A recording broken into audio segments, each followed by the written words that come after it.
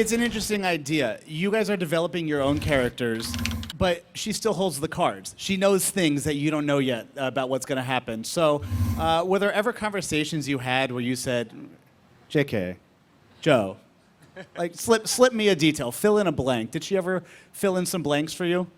Well, you know, she came to set one day. It was the first time I met her, and we all kind of, like we were possessed, walked away from whatever it was we were doing and just kind of went right up to her and started staring at her. We like completely surrounded her, the four of us.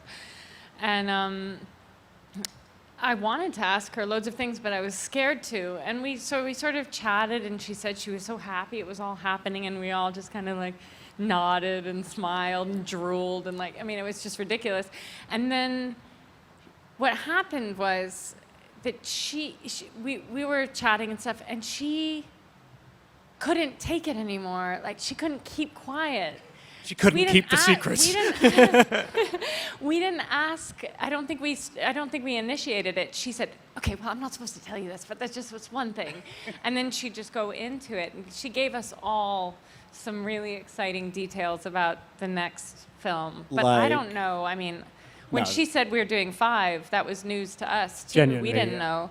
So there's so much that we're not privy to. I was going to ask, you know, well, yeah, was that a shock to you? And could you sort of see, now that you know it's not just 3 films, but 5, minimum, maybe, who knows? That's just me. Could you maybe now, knowing what you know about the first film, sort of see the 5 now? Could you kind of think through 2 through 5 and think, oh yeah, maybe I have my guesses about why it was bumped up? Well, the thing is that it's her imagination. She has such a passion for it and a specific story that she wants to tell. And we get glimpses into that. And as Katherine said, it's like insanely exhilarating when that happens. But I think, you know, Fantastic Beasts, the title, and Newt and his creatures are a way into this world. But there's a much bigger story here about good versus evil that she wants to tell. And it's